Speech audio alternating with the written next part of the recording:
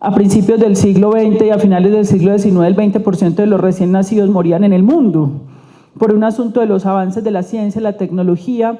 Entonces el debate no se debe centrar en esa comparación. Tú te tienes que comparar es respecto a lo que el siglo XXI le puede ofrecer a un ser humano, no la comparación del siglo XX con el XXI. Y respecto al siglo XXI, un caso centinela de mortalidad materna es una desgracia para una sociedad, y de mortalidad infantil, como las tenemos en Colombia, o los indicadores que ahorita les voy a mostrar de la Superintendencia Nacional de Salud. Siguiente. Pero además, el mapa de la inequidad en Colombia, con los servicios básicos de urgencias, de medicina general y de partos en el país. Estoy hablando de los servicios más elementales, no estoy hablando de cuidados intensivos, no estoy hablando de unidades de diálisis renal, estoy hablando del elemental y básico que cualquier ciudadano del mundo debe tener en su territorio. Eso no existió en Colombia. El sistema invirtió aproximadamente, en promedio, 50 billones de pesos al año, públicos, se entregaron, y no fue cierto que iba a haber un mercado que hiciera una distribución equitativa de estos recursos. Esos mapas lo demuestran. Son recursos públicos, eso es otro elemento. Uno de los postulados de la Ley 100 es que iba a haber la cobertura universal. Hubo carnetización universal, pero no hubo cobertura universal.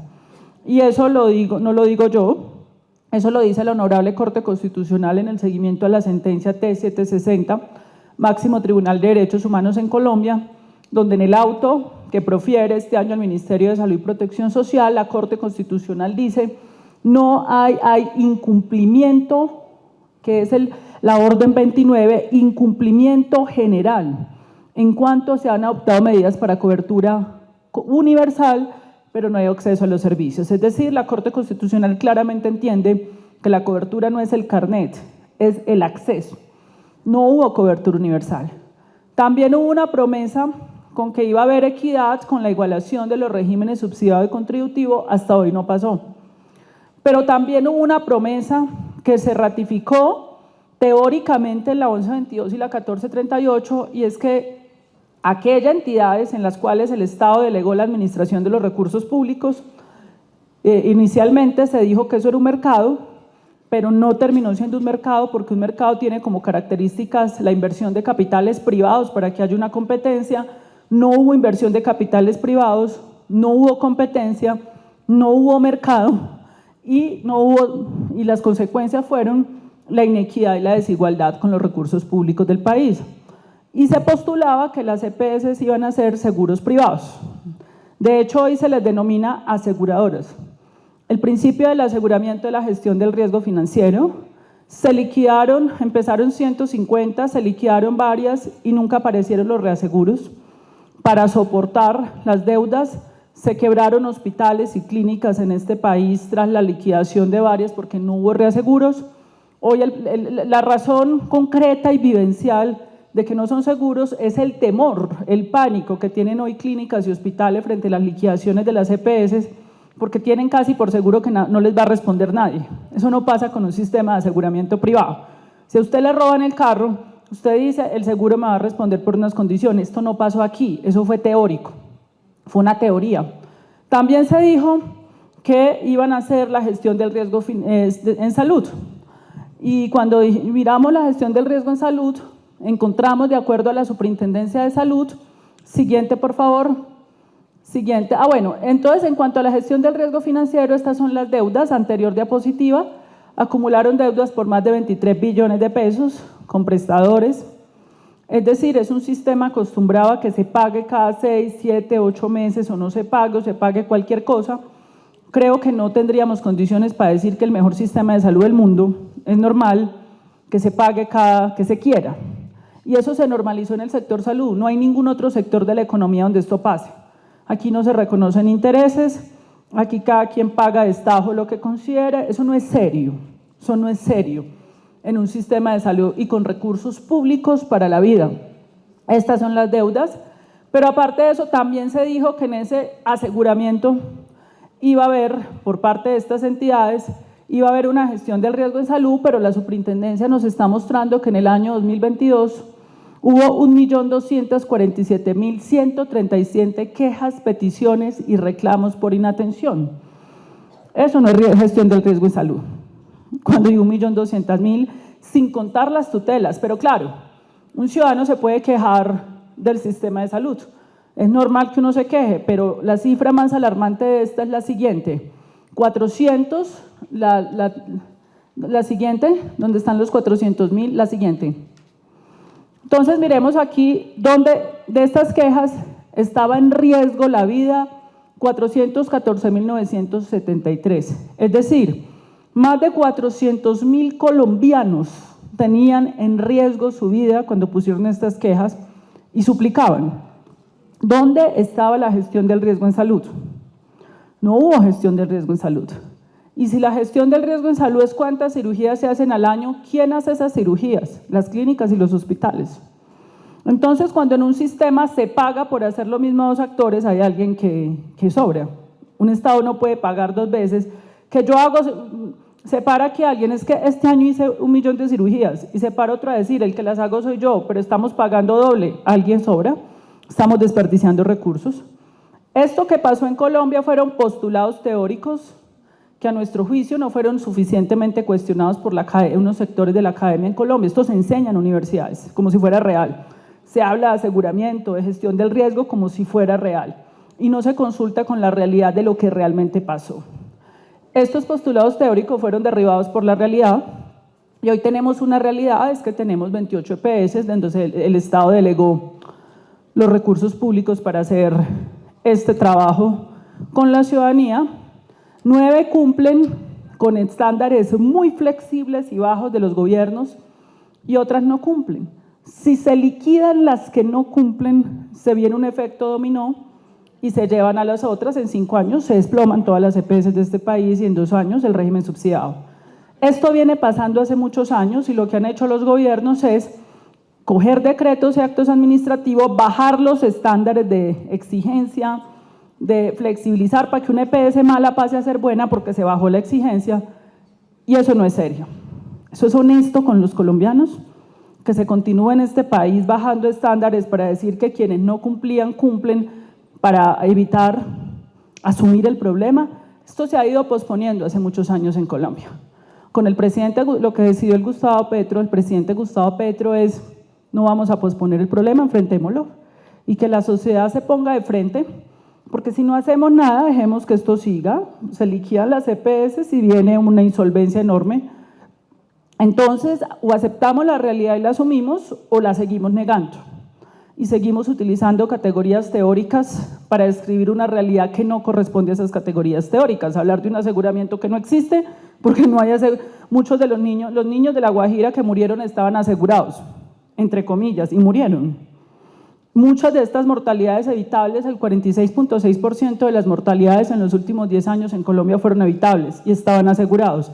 O seguimos sobre la teoría de conceptos que no consultan con la realidad del pueblo colombiano, o asumimos la realidad del pueblo colombiano. Eso es la reforma.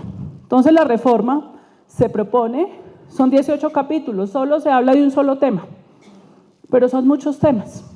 Aquí vamos a hablar de disposiciones generales, de determinantes sociales de la salud, financiación, organización del sistema, ciencia, tecnología e innovación, política de medicamentos, inspección, vigilancia y control, participación ciudadana, régimen disciplinario. Otra cosa que nos dicen es que nosotros queremos dar un salto al vacío, como si no fuera un vacío 400.000 colombianos suplicando por el sistema. Que nosotros vamos a inducir una crisis al sistema, pues que el sistema no está en crisis, o 23 billones de deudas más esa tasa de mortalidad materna no es una crisis, o es que es normal que se mueran las mamás en este país y no importe. Y cuando nosotros somos salubristas y sabemos lo que eso significa para un Estado y para una sociedad la muerte de una mamá. Entonces, en este sentido, transición y evolución, capítulo que parece ser que no se ha leído en este país, porque dicen van a acabar con todo y van a cambiar el sistema. Mejor dicho, el Congreso de la República vota y a los 8 días acabamos con todo. Salimos el doctor Gustavo Petro y yo a cerrar todo. ¿Eso no es un poco delirante? Eso es delirante. La ley 100 lleva 3 décadas y no ha terminado su transición, pues las EPS están en un desplome financiero y con su desplome financiero amenazan con arrasar la red de prestación de servicios del país. Y eso viene pasando hace muchos años, eso no es nuevo. Entonces aquí la posibilidad que queda es construir, porque ya digamos, los daños están cuantificados y quienes están en el mundo de la prestación de servicios saben cuáles son los daños que están cuantificados. Entonces el primer elemento, la propuesta de reforma a la salud no es estatista. Es una confusión enorme porque el 80% de la prestación de servicios en Colombia es privada y en ningún momento aquí se está eliminando la prestación de servicios privada. No se acaba el aseguramiento, se sigue con las mismas fuentes de financiación para mantener el principio del aseguramiento social. No se va a detener la prestación de servicios de nadie, los servicios de alto costo y de enfermedades huérfanas se van a mantener, eso está explícito en el articulado, que aquí no hay parálisis de prestación de servicios, reconocimiento, la tutela se mantiene, porque hay una creencia que es que usted tutela la EPS. Eso lo descubrí ahorita, que hay otra confusión sobre eso. Los derechos fundamentales son exigibles al Estado y la tutela como instrumento es una exigencia al Estado. Ustedes me preguntan, ¿y a quién tutelaremos? Pues al juez. ¿Dónde va a poner usted en la tutela? Al juez. ¿Y el juez a quién va a ordenar? Pues al que le esté incumpliendo. Si no le están entregando un medicamento, el operador farmacéutico será el accionado. Si no le dieron una cita en la mediana complejidad, la clínica de mediana complejidad será la accionada. Eso no tiene ningún problema. Es que la EPS no es el Estado. Un ciudadano tutela es al Estado, que es el único tutelado, porque los derechos fundamentales son entregados al Estado. Eso es un elemento básico del Estado social y democrático de derecho y de la Constitución. Pero ahora resulta la distorsión de que es que la tutela es contra un actor y que si ese actor no está, no hay derecho fundamental. Eso es una cosa traída de los cabellos. Entonces, ese es otro elemento que hay que aclarar. Obviamente aquí mantenemos los principios de la ley estatutaria. En Colombia ya se declaró la salud como un derecho humano fundamental. Eso es muy importante tenerlo en cuenta. Y no podemos retroceder al aseguramiento social. El aseguramiento social es el primer paso para llegar al derecho fundamental y es el principio de igualdad y universalidad de atención. Hay algunas propuestas que quieren que discriminemos a los ciudadanos, que haya un sistema para una gente en Chapinero y otro sistema para la gente de Ciudad Bolívar. Eso es retroceder más atrás de la Ley 100. La Ley 100 tuvo la aspiración de que todos fuéramos iguales, que no se pudo por los diseños, por una delegación equivocada que hizo, pero no podemos llevar este país 40 años atrás. No podemos devolver este país a discusiones que el pueblo colombiano ya resolvió mediante la tutela, que el Congreso de la República ya resolvió en el año 2015 con la ley estatutaria, que el bloque de constitucionalidad resolvió en el año 2000 con el Comité de Derechos Sociales, Económicos y Culturales, donde se declara la salud como un derecho fundamental autónomo. Luego, todas aquellas propuestas donde se está planteando segmentar y discriminar a la población son regresivas respecto a la historia de la seguridad social en el mundo y respecto al orden legal y constitucional en Colombia de un derecho fundamental. Siguiente. Primer capítulo del proyecto de ley, determinantes sociales de la salud. El Congreso de la República y la Corte Constitucional han manifestado que hay tres elementos centrales del derecho fundamental: la prestación de servicios, los determinantes sociales de la salud y la dignificación de los trabajadores. Esos son los tres elementos constitutivos del derecho. No solamente la prestación de servicios es el derecho a la salud, también son los determinantes sociales. Por eso en la cuantificación que el Instituto Nacional de Salud hace de la mortalidad evitable, de acuerdo a los estándares de la salud pública que se olvidó en Colombia, porque creímos que solamente la salud era la prestación de servicios, están las muertes evitables por accidentalidad de tránsito. La accidentalidad de tránsito es un problema de salud pública. En el único país del mundo donde yo he escuchado una tecnocracia que dice que eso no tiene nada que ver es en Colombia. De resto, en cualquier parte del mundo los salubristas se dedican a estudiar la accidentalidad de tránsito, los salubristas se dedican a estudiar las condiciones medioambientales para determinar las condiciones de enfermedad y de salud del territorio. En el mundo entero los salubristas se dedican a estudiar el problema del agua potable y su relación con las enfermedades, y eso es una discusión hasta el siglo XIX, pues, que Colombia ya ni siquiera reconoce. Entonces la Corte lo retoma y dice, el derecho a la salud son los determinantes sociales. Y este proyecto de ley, evidentemente, es un proyecto que reconoce y genera un instrumento que se llama la Comisión de Determinantes Sociales de la Salud. Esa Comisión de Determinantes Sociales, que no es burocracia, porque la burocracia es la que hay hoy, porque nos dicen, es que ese proyecto de ley tiene mucha burocracia. Lo que está buscando este proyecto de ley, ahorita lo voy a explicar porque este sistema es absolutamente burocrático. Como decía mi maestro José Félix Patiño, al principio eran 150 EPS, 150 burocracias para administrar un solo sistema de salud. Eso no pasa sino en Colombia, pagas por el Estado.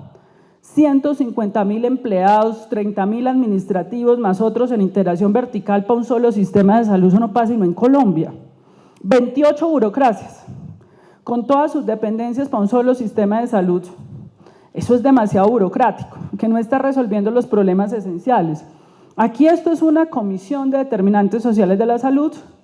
Esa comisión de determinantes sociales es municipal, departamental y nacional para tomar decisiones de política pública. Ahí están los ministros, los secretarios, de metas específicas sobre agua potable, ambiente. Entonces, en esos mapas que nos sacan de vea todo lo que inventó esta reforma, esa burocracia, nos atribuyen el municipio y el departamento. Es que el municipio y el departamento existe, la Secretaría de Medio Ambiente existe, el Ministerio de Medio Ambiente existe. Lo que hace la ley es ponerlos a interactuar para generar un instrumento de acción frente a los determinantes sociales. Pero la descentralización existe en Colombia, no nos la inventamos nosotros, y nosotros no podemos suprimir las secretarías de salud del país, ni los departamentos. Entonces lo que estamos haciendo es una acción articulada, vinculante, para actuar frente a los determinantes sociales de la salud. Siguiente. Segundo elemento, de los elementos más importantes es, este es un sistema que busca desburocratizar el manejo de los recursos públicos. Se busca el manejo público de los recursos públicos con un pagador único. Un pagador único, no 150 pagadores. Eso es burocracia excesiva en un sistema. Eso no existe en la mayoría de sistemas de salud del mundo. Si usted cuenta esto en otro sistema del mundo, le dicen, ¿qué es eso? ¿Cómo pasó eso en Colombia? El pagador único, ¿quién es? Nosotros tenemos que conformar, porque algunos dicen, claro, se van a inventar un uniprestado, van a estatizar el sistema. Estos son recursos públicos que ya son del Estado, no es que nosotros vayamos a estatizar. El Fondo ADRE fue creado por el gobierno de Juan Manuel Santos para recaudar todos los recursos de la parafiscalidad y la fiscalidad divididos en el SGP, el PGN, Presupuesto General de la Nación. Ya es del Estado, no es que nosotros vayamos a estatizar, es que son recursos públicos ya que maneja el Estado. Solo que esos recursos se giran a 28 burocracias y de ahí para adelante el Estado perdió el control de la plata. De ahí para adelante hay gente que pudo haber hecho cosas muy buenas, otros no. De ahí viene todo tipo de contratación a intermediarios, de proveedores, todo el desperdicio que hay en este sistema. Todos lo sabemos, nadie lo dice. Es una intermediación de la intermediación para llegar a proveedores y ahí se perdió el control porque la inspección, vigilancia y control en Colombia se hace por autorreporte de las 28 burocracias, porque como estamos hablando de burocracia, hablemos en términos de burocracia y yo les explico qué es una burocracia. Esos 28 hacen autorreporte a la inspección, vigilancia y control y se controlan por autorreporte. Eso es ridículo. Se puede decir que en Colombia 3 décadas donde billones de pesos ruedan sin control por este país. ¿Y ahí qué ha pasado? La inequidad, los hechos de corrupción conocidos y los no conocidos, el conocido, el de Salucop, ahí ha pasado de todo, y no lo sabemos porque hay una opacidad. Entonces aquí lo que pensamos es un principio de transparentar esto. No tiene por qué esas platas dar tantas vueltas. Esas platas van directo y se pagan a la clínica, al hospital, con unas auditorías. Diferencia entre giro directo y pago directo. En el giro directo, que lo hay hoy, el ADRES es un pagador ciego. Otro ordena el gasto, el ADRES paga. Pagador directo, el ADRES es ordenador del gasto y paga. El ADRES hoy está, entonces nos dicen, pero el ADRES no sabe hacer eso. Pues claro que no sabe hacerlo porque nunca lo ha hecho. De eso se tratan las reformas. Tú tienes que llevar al ADRES a que sea eso. ¿Eso cuánto demora? Eso demora años. Por eso el proyecto de ley dice, queremos un pagador único y esto tiene evidencia en el mundo entero. La mayoría de sistemas de salud en el mundo tienen pagadores directos. Es más expedito, más transparente. ¿Qué es la estatización? No, acabo de venir de un foro de la Dandi y les acabo de explicar, no es la estatización, porque el proyecto de ley propone que el sector privado haga parte de la ADRES. Miren que nosotros no estamos estatizando nada. Hoy el sector privado no hace parte de la ADRES. Se desconocieron las parteras del Pacífico. Se discriminaron otro tipo de saberes en el sector salud. Y fíjese que los sistemas de salud en el mundo funcionan con la partería para controlar sus tasas de mortalidad materna. Las parteras hasta atienden los niños en las casas. Aquí un niño nace por parto natural de milagro, porque siempre son inducidos hacia la cesárea. Si nosotros no incorporamos la partería del Pacífico con el sistema de salud, no vamos a resolver el problema de mortalidad materna, por más ginecólogos que entendamos. Porque la interculturalidad es un elemento central de un sistema de salud y la interculturalidad no es solo un problema del Pacífico, de los indígenas, de los afrodescendientes, es de cualquier ciudadano del mundo. Los ciudadanos tenemos un sistema de creencias culturales, una subjetividad, y eso necesita una sensibilidad regional, una conexión comunitaria, que no vas a desarrollar si el sistema no tiene capacidad de diálogo. Ese es el trabajo del Consejo Departamental y Territorial de Salud. Llamar la atención al sistema cuando se esté alejando. Esto es un sistema ilegítimo, la gente no cree en este sistema, porque no participa de él. Además, la atención primaria en salud, uno de sus atributos es la participación social. No debería haber ningún saludista escandalizado por la participación social, como en una entrevista que me hacían, pero ¿cómo así que en una oficina del Ministerio de Salud tienen estudios de análisis político y social de las regiones? Yo, claro, es que el ministerio tiene dependencias de las ciencias sociales, que necesitan estudiar cómo se comportan política, económica, social y sociodemográficamente las comunidades, porque se llama la participación social y eso no es anticientífico.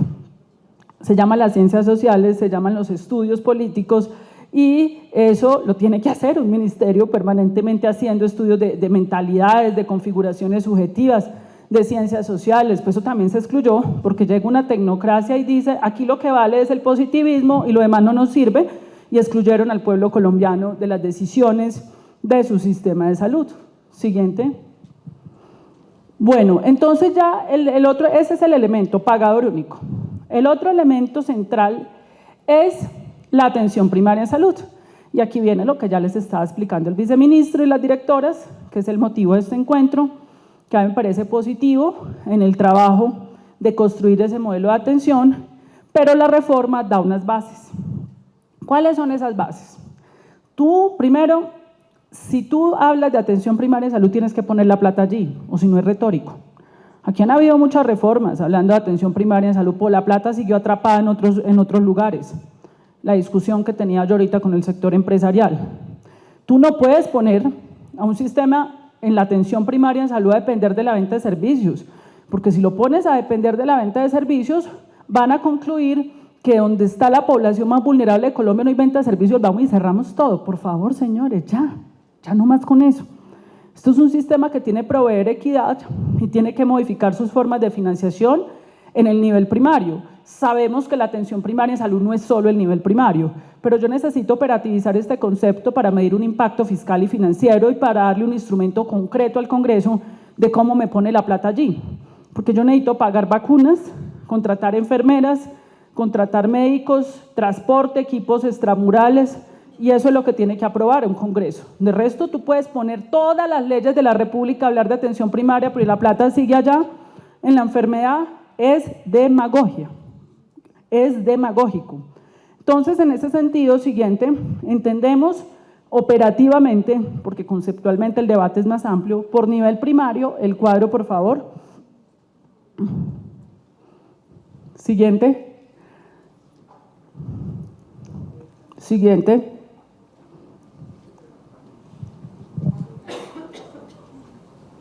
Siguiente.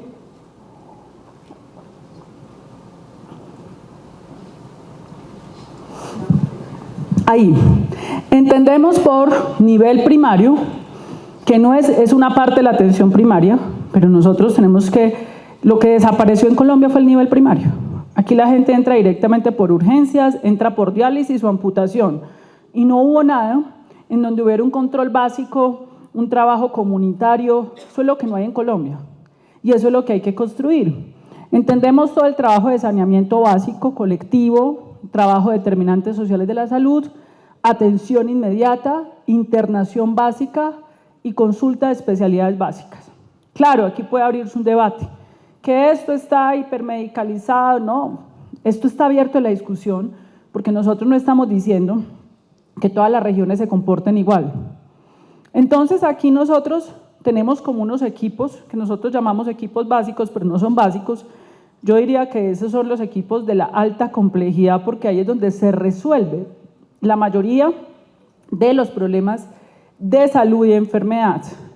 Y donde habíamos puesto, ahí está el médico, la jefe, el auxiliar, pero por ejemplo en el Pacífico está la partera, está el promotor social, pero resulta que en La Guajira puede haber otro. Es decir, ahí es donde está la diversidad del enfoque, y obviamente están las demás profesiones de la salud.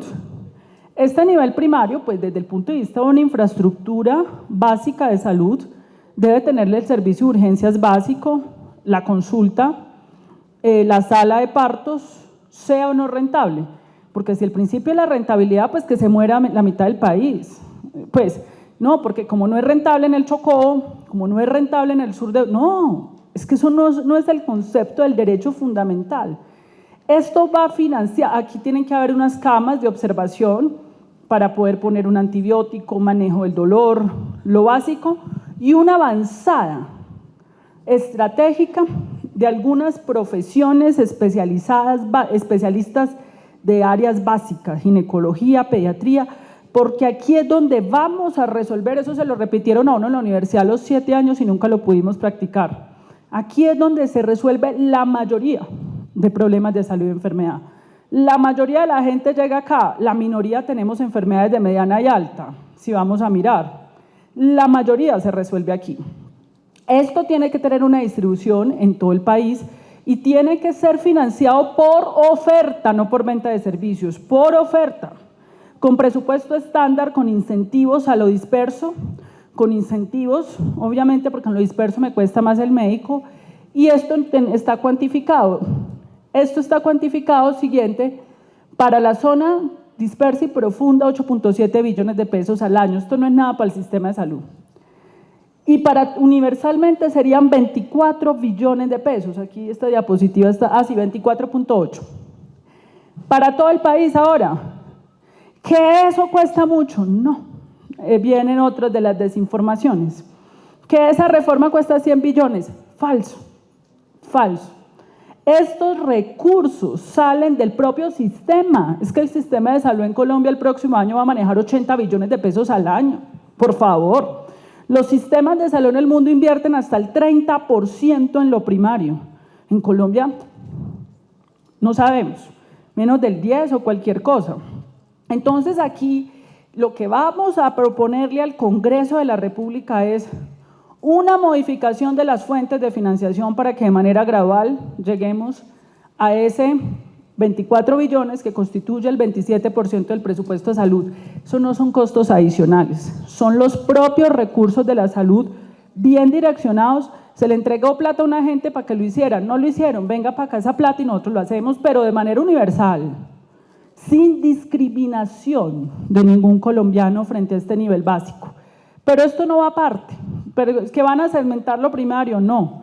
Cada uno de estos centros de atención primaria en salud que tienen los equipos extramurales va conectado a la mediana y alta complejidad, a las redes integrales integradas de mediana y alta. Y esto requiere una organización por parte del Ministerio de Salud. El Ministerio de Salud tiene que organizar esas redes en todo el territorio de acuerdo al flujo de desplazamiento de la población. Ustedes saben que las poblaciones no se desplazan por la división político-administrativa. Ellos caminan de acuerdo a unos límites distintos, de acuerdo a su acceso más sencillo. Así se tienen que organizar las redes y cada CAPS se conecta allí. Lo que sí queremos superar la tercerización laboral, la intermediación laboral, la OPS, pero todo esto se tiene que hacer de manera gradual. Esto se llama cuidar a quienes cuidan la vida. Si nosotros resolvemos el tema del pago directo a la clínica, al hospital, resolvemos mucho de los temas de flujo de recursos a los trabajadores de la salud. Entonces aquí les conté 3 elementos centrales de lo que es el proyecto de ley. Pues aquí tenemos capítulos de lo humano y lo divino. Esto es una discusión de muchos años en este país para poder llegar a este diseño institucional. Aquí esto es una iniciativa de la sociedad civil, de los movimientos sociales hoy está en cabeza el presidente de la República. Si ustedes escucharon la entrevista que él dio ayer, que era más interesante hablar de la política pública, de otros temas, la gente se dedicó a otros temas, pero es más importante lo que él habló sobre el tema cultural, es la propuesta del presidente de la República, que él está proponiéndole al país para un cambio. El propio presidente ha dicho, nosotros estamos dispuestos a asumir el cambio, mejorar esto, en el sentido del cambio, no introducirle cambios para que nada cambie. Lo importante es el cambio y evidentemente esto se puede mejorar en las ponencias, en el debate congresional, pero si esto es para que no pase nada, para que no haya un cambio, retrocedamos más, pues el gobierno mejor retira esto y que pase lo que tenga que pasar, pues que siga el dominó de liquidaciones y caída de las EPS. Por eso es una responsabilidad política y social, el esfuerzo que está haciendo el gobierno es enorme y la invitación que yo les hago a ustedes es, si ustedes están convencidos de eso, dirigirse al Congreso de la República. El debate hoy está en el Congreso de la República porque el sector no va a cambiar si no hay el concurso de todos nosotros. El debate está allí y esta fue la propuesta que nosotros presentamos. Muchísimas gracias.